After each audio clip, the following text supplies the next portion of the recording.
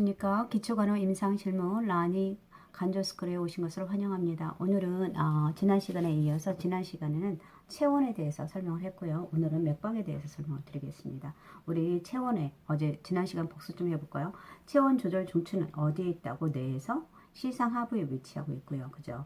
그리고 우리가 체온을 잴 때 우리 고막 같은 거에서 체온을 잴 때 우리 성인의 경우는 어느 쪽으로 올려줘야 된다고요? 후상방이고 소아의 경우는 후하방으로 해주시면 되고, 그리고 고막 체온은 우리의 가장 정확하게 잴 수 있는 신부 체온이라 할 수 있고요. 그리고 고막 체온을 잴 때 귀에서 피라든지 아니면 뇌척수 같은 분비물이 있는 경우는 고막 체온을 금지해야 된다는 거 알아주시면 될 것 같습니다. 그리고 전자체온계도 있었고, 아까 수온체온계도 있었는데, 수온체온계는 그냥 요즘에는 사용하지 않다는 거, 수온 중독 문제로. 그렇지만 우리가 수온체온계도 알아주라고 했습니다. 시간 같은 거. 그래서 직장은 2분에서 3분, 그리고 부강은 3분에서 5분, 애관은 8분에서 10분 정도이다 라고 알고 있으면 되고, 적외선 같은 경우는 고막인 경우에는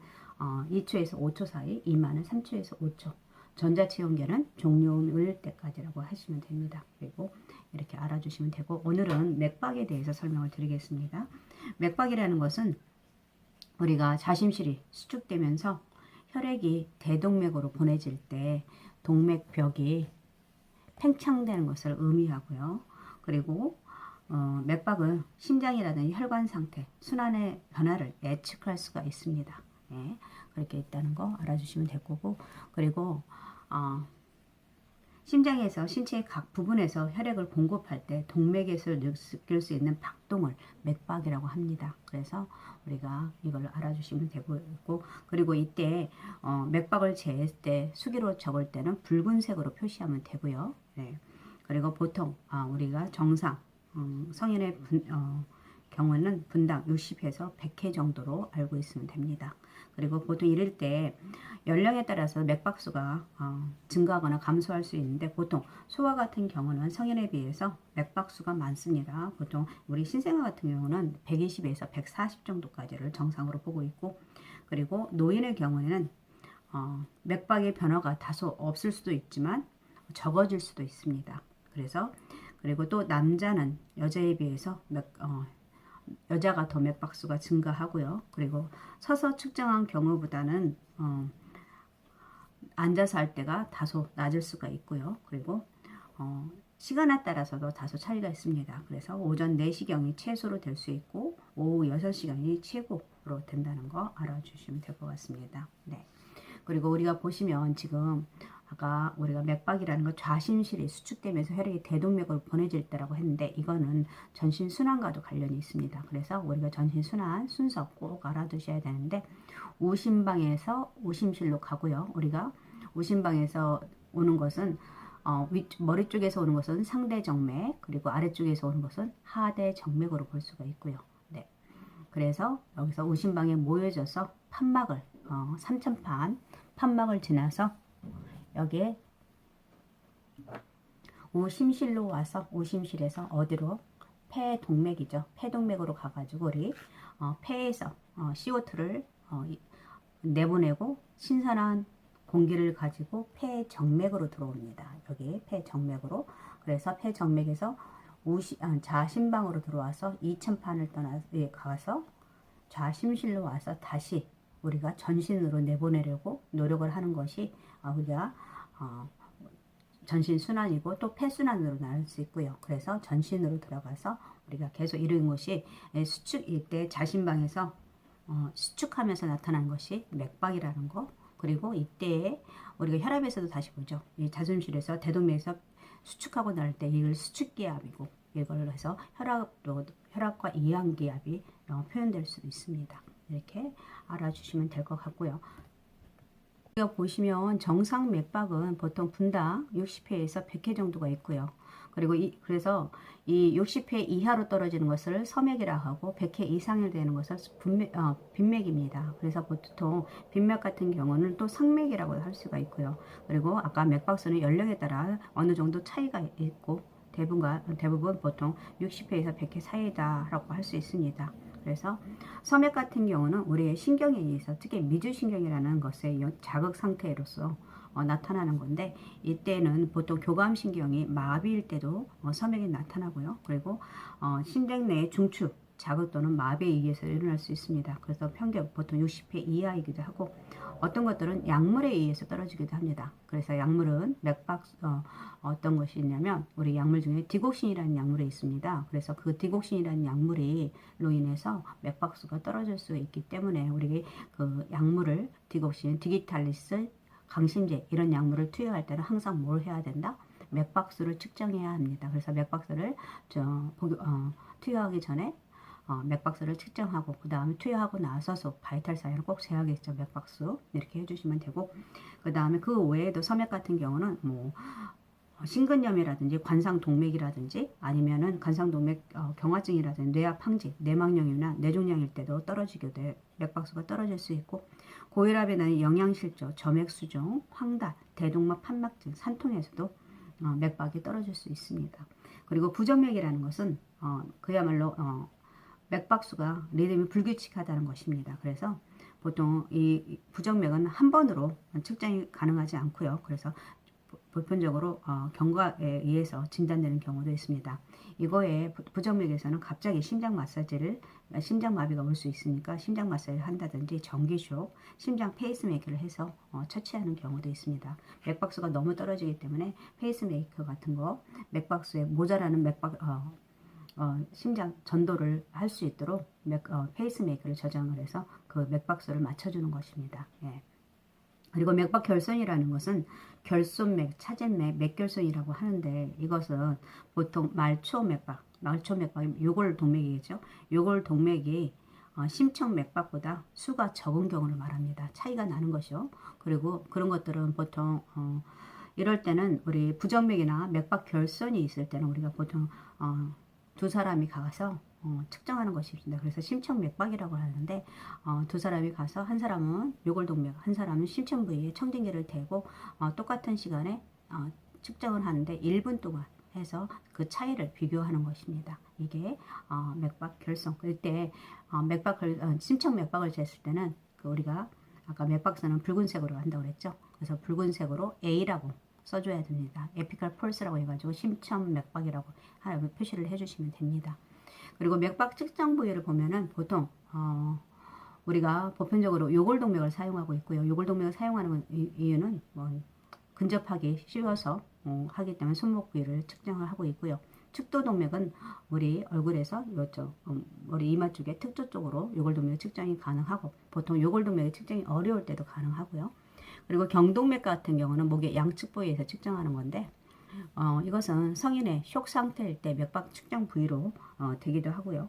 그리고 상안동맥 같은 경우는 보통 양측에 상박에 있고 혈압 측정 시에 이용하고, 아동의 쇼크일 때도 쇼크가 발생했을 때 상안동맥에서 측정합니다.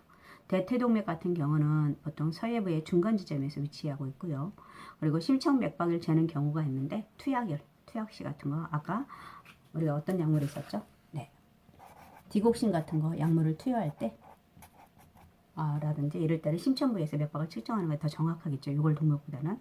그리고 3세 이하의 어린아이 같은 것은 어린아이 손목에서 잡기 힘드니까 아예 잠자고 있을 때 심천부에서 측정하고요. 그리고 이런 요골동맥에서 부정맥일 때도 심천부에 심천맥이 가능하고, 빈맥일 때도 확인하기 위해서 심천부에서 심청맥박을 확인하기도 합니다. 그 외에도 스라동맥이라고 해가지고 하주로 가는 순환 상태를 사정하기나 다리에서 혈압을 측정하기 위해서 스라동맥, 그래서 대퇴혈압을 측정할 때 스라동맥을 하고요. 그 다음에 족배동맥 같은 경우도 발의 순환 상태 사정 시 이용합니다. 이 족배동맥은 또 언제 하냐면, 우리가 다리에 그 기부스 같은 거, 석고하고 있을 때 그때 석고가 순환이 잘 되고 있는지, 석고에서 눌리는 것이 없는지에서 석고에 하고 있는 환자들한테 순환 상태를 측정하기 위해서 석고 붕대하고 있을 때 측정하는 것이 족배동맥이고요. 그 다음 관상동맥이나 폐동맥에서는 맥박을 촉진할 수 없죠. 예, 그렇기 때문에 이것은 측정이 가능하지 않고, 그 다음에 수전증이 있는 경우에는 우리가 보통 심청맥으로 측정하는 것이 더 정확합니다. 왜냐하면 수전증 있는 우리 파킨슨 디지즈 같은 있는 환자들 같은 경우는 손을 떨고 있으니까 정확하게 측정이 가능하지가 않겠죠. 이럴 때는 심천 부위를 측정하는 것이 더 정확할 수가 있습니다. 이렇게 맥박의 측정 부위에 대해서 알아봤고요. 그래서 우리가 정확하게 하기 위해서 요골동맥이 가장 보편적으로 사용하고, 그리고 심청맥박은 언제 투약한다든지 3세 이하 어린아이라든지 요골동맥에서 부정맥일 때 정확하게 하기 위해서, 그리고 빈맥할 때도 사용할 수 있다 하는 거. 그리고 부정맥이나 맥박 결손이 있으면 심청맥박을 측정해야 하는 것이 더 정확하게 측정할 수 있다는 거 꼭 알아주시면 좋겠습니다. 그리고 간상동맥이나 폐동맥에서 맥박의 촉지가 가능하지 않다. 이 정도 알고 있으면 되고요. 더 지금 요골동맥하고 심청맥박 하는 거 알려줬는데, 다시 이걸 한번 정확하게 나눠봤습니다. 그래서 우리가 요골동맥 같은 경우는 환자의 손목 안쪽에서 엄지손가락을 따라서 간호조무사의 둘째, 셋째 손가락으로 대면은 끝을 대면은 측정이 가능하고요. 여기서 오타가 났네요. 네. 그리고 측정자의 엄지손가락으로 재면 안 되겠죠. 왜냐하면 측정자의 엄지손가락에도 맥박이 있기 때문에 본인의 맥박을 잴 수가 있습니다. 그리고 측정 후의 기록은 붉은색으로 표시해 주는 것이 좋고, 아까 심청맥박은 어느 경우에 우리가 심청맥박이 잴 수 있는 경우는 아이들의 투여한다든지 약물 투여라든지 디곡신 같은 약물이라든지, 아니면은 우리 아이 3세 이하의 어린아이들, 그리고 부정맥이나 그 다음에 맥박 결손이라든지 아니면 빈맥이라든지 이럴 때 우리가 측정 가능하다고 했습니다. 이 방법을 보시면 좌측 중앙 쇄골선에서 내려오다가 네 번째에서 다섯 번째 늑골관이 만나는 지점에서 부위에서 측정해야 됩니다. 1분간. 한 사람은 맥박 부위, 한 사람은 요골동맥, 한 사람은 이 부위에서 심천 부위에서 같이 잴 수 있도록 하고, 네. 그래서 맥박 결손을 한 경우라든지, 아니면 사람은 심청맥박을 한 사람은 요골동맥을 한 서서 에서 동시에 측정해야 됩니다. 그래서 간호 기록지에는 붉은색으로 A라고 표시해야 되고요. 그리고 여기 밑에 보시면 맥박의 증가와 감소 요인들이 있는데, 맥박에 영향을 주는 것은 직접적인 요인도 있고 간접적인 요인도 있고 외적인 요인도 있는데, 직접적인 요인으로 크게 봤을 때는 교감신경이나 부교감신경일 때, 교감신경이 증가한다는 것은 맥박수가 증가하고, 부교감이 신경이 증가한다는 것은 맥박수를 감소를 의미합니다. 교감과 부교감은 서로 자율신경으로서 서로 기량장을 하고 있다는 거. 그리고 간접적인 요인이라는 것은 혈액량, 쇼기라든지 이런 것이 감소가 되면 맥박수를 처음에는 초기에는 증가했다가 떨어지겠죠.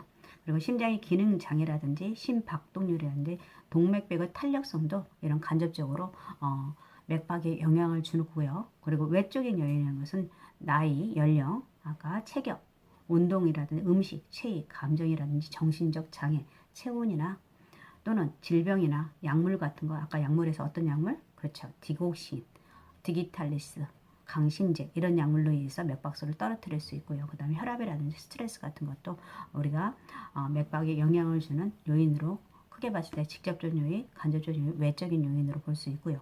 그 다음에 맥박이 증가하는 요인을 구체적으로 보게 되면 여기서 운동이라든지 음식 섭취, 흥분이나 공포, 발열, 그리고 심장 질환이나 갑상선 장애, 서 있는 경우, 그리고 연령이 적은 경우, 여기서 갑상선 장애라는 것은 갑상선 기능 항진증 같은 걸 말하겠죠. 그래서 서 있는 경우에서 앉아 있는 경우는 맥박수가 증가하고, 연령이 적은 아동이 성인보다 증가하고, 교감신경 자극, 스트레스, 출혈, 혈액 소실 같은 게 있을 때 초기에는 맥박수가 증가하는 거, 급성 통증일 때도 증가하고요. 약물 같은 경우는 아토르핀 같은 거, 에피네프린 같은 건 약물은 맥박수를 증가시킵니다. 그리고 맥박수 감소 요인 보면 부교감신경, 아까 미주신경 같은 자극을 받았을 때 연령이 증가한 노인분 같은 경우는 약간 같거나 떨어진다고 했죠. 그리고 수면 시에 떨어지고 저체온, 약물 같은 거 대표적으로 디기탈리스 아까 나왔었죠. 그리고 서 있는 자세가 아니라 앉아 있는 자세에서 맥박수를 떨어뜨릴 수 있다라고 알고 있으면 됩니다. 그래서 오늘은 맥박에 대해서 설명을 드렸고요. 계속 문제풀이를 하도록 하겠습니다. 계속 상반기 간호조무사 국가시험 문제풀이를 하도록 하겠습니다.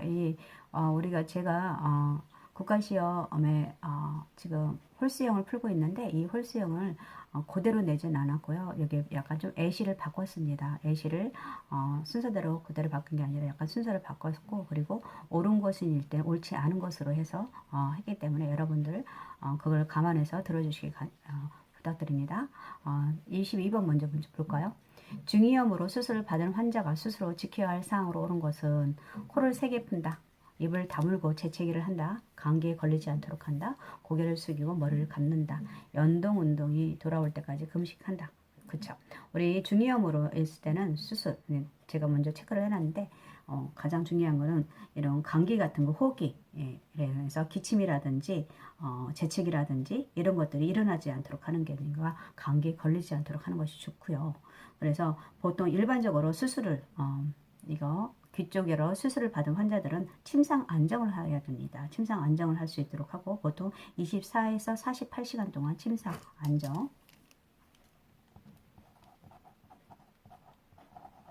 48시간 동안 해주시는 게 좋고요. 그리고 머리를 갑자기 움직이지 않도록 하고, 그리고 머리를 숙이지 않도록 하고요. 그리고 귀나 드레싱 압박을 너무 강하게 하지 않도록 하고, 침대 난간을 항상 올려놓는 게 좋겠죠. 그리고 보행 시에 만약에 걷는다면 누군가와 같이 해서 어지럼증이, 현혹감이 증가할 수 있기 때문에 보행 시에 꼭 동반하는 사람이 있어야 되고, 그리고 현혹감을 증가시킬 수 있는 행동을 피하고 귀에 물이 들어가지 않도록 해야겠죠. 그래서 머리 감을 때 굉장히 조심해야 되고, 그리고 두통이라든지 이명 현상이 나타난다, 보고를 해야 됩니다. 그렇게 해주시는 게 좋고요. 네. 그 다음에 23번은 자간전증 진단을 받은 임신부가 경련을 하고 있을 때 돕는 방법으로 옳은 것은 이라고 했네요. 첫 번째, 손상을 방지하기 억제를 했는데, 경련하고 있는 사람이 기본적으로 자간전증뿐만 아니라 경련 환자들인데 억제들을 하면 안 되겠죠. 우리 경련하고 있는 환자들은 뭡니까? 주위에 위험한 물건을 치워주고, 환자가, 대상자가 침으로 인해서 기도가 막히지 않도록 고개를 옆으로 돌려준다든지, 넥타이라든지 뭐 브래지어 같은 거 했으면은 다 풀어주고 약간 호흡이 완화할 수 있도록 해주는 거, 그래서 해줘야겠죠.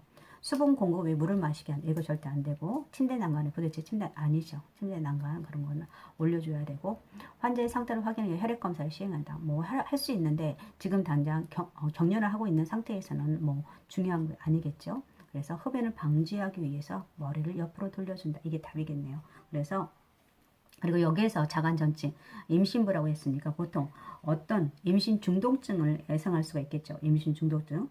임신 중독증 같은 것은 3대 사망, 임신부의 3대 사망 요인 중에 하나입니다. 그래서 산후출혈에 있는 3대 사망 요인은 산후출혈이 있을 수 있고요. 여기서 보면 산후출혈로, 그리고 감염으로 인해서, 그리고 임신 중독증입니다. 이게 제가 글씨를 못 쓰는 게 아니라 여기가 책상에다 이게 앞으로서 써야 되니까 굉장히 힘드네요. 예. 앞에는 지금 카메라가 있고, 그래서 그리고 그 다음에 3대 임신 중독증의 3대 증상은 보통 어떨까요? 고혈압이겠죠. 혈압이 올라가고, 그다음에 단백뇨라든지 부종이 있고요. 이 부종도 약간 발에서부터 시작해서 하지 전신으로 올라옵니다. 그런 순서로. 그래서 간호를 보시면 어떻게 해야 되냐면, 아까 말한 것처럼 언제나 방문을 하게 되면 혈압을 잰다든지 몸무게를 잰다든지 소변 검사에서 단백뇨가 나오는지 확인을 해야 되고요. 그래서 우리 평상시에 이런 분들은 임신 중독적인 증상이 있다 그러면은 보통 수분을 제한하고 저염을 한다든지 저단백을 할 수 있도록 하고요. 경련이 일어난다고 하면은 필요에 따라서 진정제를 사용할 수 있습니다. 그리고 평상시에 방안을 어둡게 해주시는 게 좋고요. 이때 경련을 하고 있을 때는 흡연을 방지하기 위해서 머리를 옆으로 돌려준다가 맞네요. 그 다음에 초산부의 분만 일기, 분만 과정을 돕는 방법으로 옳은 것은 이라고 했네요. 그래서 환희가 젖었어도 갈아입지 않는다라고 되어 있네요. 환희가 젖어서 갈아입지 않는다. 그 다음에 두 번째는 자궁 수축을 위해 자궁 저부를 마사지한다. 그리고 배뇨를 가능한 한 참게 하고, 자궁 태반의 관리를 촉진하기 위해 휴게를 취하게 한다. 불편감을 완화하기 위해서 호흡을 참게 한다. 우리 분만 일기, 분만 진통이 시작되는 시기이죠. 예. 그래서 그때는 보통 치료와 간호를 보면은 구강을 청결히하고 태아 심음을 성취하게 합니다. 그래서 파막 전에 진통 촉진을 위해서 보행을 권장하고, 그리고 적절한 운동과 휴식을 제공할 수 있도록 하고요. 유동시기를 섭취하도록 하는 것이 좋습니다. 그래서 30도 정도 상체를 올린 편안한 자세를 취하도록 하고, 초기에 보통 관장을 하고 배변하게 함으로써 산도의 오염을 방지하고, 예, 자궁 수축을 촉진할 수가 있습니다. 관장으로 인해서. 그리고 진행이 많이 된 사람 같은 경우 관장을 해서 안 되겠죠. 그리고 배뇨를 충분히 하도록 하는 것이 좋고요. 네, 이렇게 해줘야 되는데, 보통 이럴 때 우리가 자궁 태반으로 혈액순환이 잘 되기 위해서 촉진하게 치기를 취해 주는 게 좋습니다. 그래서 호흡을 참게 하는 게 아니라 보통 호흡으로 인해서 우리가 자궁 참게 하는 게 아니라 적절한 산소 공급을 할 수 있도록 하고요. 1, 2기에 하는 호흡 1, 2기에는 보통 이완을 위해서 근육 긴장을 완화시킬 수가 있습니다. 산소 소모를 감소시키기 때문에 이 호흡으로 인해서 산소가 충분하게 태아한테 갈 수 있도록 해주는 게 좋고요. 네, 그래서 그리고 이 호흡에 집중함으로 해서 통증으로부터 주의를 분산할 수도 있습니다. 그렇기 때문에 이런 호흡법 같은 거, 우리 뭐 라마즈 호흡 같은 이런 거 있잖아요. 그런 것들이 좋기 때문에 호흡을 참게 해서는 안 됩니다. 네. 그 다음에 25번 분만 전에 분비되는 자궁 경부를 막고 있던 점액 마개가 혈액과 섞여서 나오는 물질은 이라고 했네요. 이때 보통 태반은 3기에 일어나는 거고요. 분만 전에 분비되는. 그리고 두 번째는 이슬인데 이거지겠죠. 네, 이슬이고 다리. 네, 이슬이고 보통 이슬이 있고 나서 24시간 이내에 분만이 시작된다고 볼 수 있고요. 그 다음에 혈뇨 같은 경우는 뭐 우리가 뭐 같이 섞여서 나올 수 있죠. 혈류가 나온다는 것은 조금 문제가 있는 거죠. 그 다음 오로 같은 건 언제 나타납니까? 우리 분만 후에 나오는 질분비물인데, 보통 첫 번째는 적색 오로가 분만 후에 왔는가 3일까지 나타날 수 있고요. 그 다음에 갈색, 이게 4일에서 10일까지, 그 다음 백색 오로는 10일 이후에서 3주까지 나타납니다. 그리고 난막 같은 경우는 뭐 우리가 보통 태반에서 나타날 수 있는 거죠. 예, 난막 강의 태아와 양수가 있다고 볼 수가 있습니다. 네, 그래서 답은 2번이겠네요. 그 다음 26번을 보시면 미숙아에게 보육기를 적용할 때 옳은 것은 이라고 되어 있네요. 예, 보육기 적용할 때 유의할 사항으로 옳은 것은 이라고 했네요. 보육기 밖에서 체중을 측정한다. 우리 보육기 안에 측정할 수 있도록 되어 있고요. 보육기 안에 습도를 낮게 유지한다. 보기를 취한 경우 체온 감지기를 복부에 부착한다. 주기적으로 보육기의 모든 문을 열어 환기한다. 보육기를 사용하기 전에 미리 보온해 둔다. 이거 좋죠. 네. 우리 보육기에 대해서 설명을 드리겠습니다. 우리 미숙아가 보육기 안에 올 때는 가장 먼저 살펴야 할 것은 기도 폐쇄 같은 것이요. 기도 폐쇄 여부를 확인하는 것이 좋고요. 그리고 온도는 보통 보육기 내 온도는 29에서 온도가 29에서 32도 정도가 좋고요. 그 다음 습도는 아까 여기서 나왔는데, 습도는 얼마? 55에서 65%가 좋습니다. 그 다음에 산소는 30% 미만이 좋고요. 체위는 보통 옆으로 눕히고 체위 변경은 매 1시간이나 3시간마다 해주시고 되고요.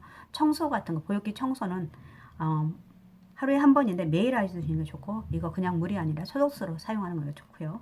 그리고 점검은 수시로 적어도 2시간마다 해야 한다고 합니다. 그래서 이렇게 해주시면 되고, 그 다음에 보통 미숙아 같은 경우 보육기를 사용한다면 생후 24에서 72시간 동안 금식을 하고요. 그리고 황달이나 기형, 경련, 구토설사 등은 신속히 의사에게 보고해야겠죠. 예. 그리고 우리가 보육기 내에서 고농도 산소를 장기간 흡입했을 때 미숙아한테는 보통 어떤 것이 나타나면 수정증, 후부 섬유 증식증이라고 해서 실명하게 되니까 굉장히 조심해야겠죠. 그리고 조사나 체중을 잴 때는 보육기 안에서 넣은 채 체중하도록 하고, 그리고 보육기 안에서 포유시킬 때는 반자의 자세가 좋고요. 예, 그리고 다 먹고 나서 오른쪽으로 소화작용의 약간 끝난 후에 위에 블록한 부분이 복벽에 닿게 되면 흡인을 일으킬 수 있기 때문에 소화작용에 방해가 되기 때문에 흡인 예방이나 소화 촉진을 위해서 오른쪽으로 눕혀주는 것이 좋습니다. 아이를. 그 다음에 호흡곤란이나 흉부, 함물을 보이고 기도를 확보하고 기관지 분비물을 제거해 주는 것이 좋고요. 우선적으로 아이가 호흡곤란이나 흉부에 함물 증상이 나타나면 기도를 확보하고 기관지 분비물을 제거하는 것이 좋습니다. 그리고 아이를 눕힐 때 여기 답에서 나왔는데 보육기를 먼저 보온한 상태에서 신생아를 눕히도록 하는 것이 하고요. 그 다음에 이중벽과 덮개는 해주는 것은 열의 전도를 유지하기 위해서입니다. 그리고 철저한 우리가 케어할 때 철저한 손 씻기를 같은 걸 해서 감염을 예방할 수 있도록 하는 것이 가장 좋겠죠. 네, 이렇게 해주시면 될 것 같습니다. 오늘은 여기까지 5문제 가지고 풀어봤고요. 다음 시간에 계속 풀어보고 다음 시간에 진도는 호흡에 대해서 설명을 드리겠습니다. 네, 오늘 함께 해주셔서 감사하고 수고하셨습니다.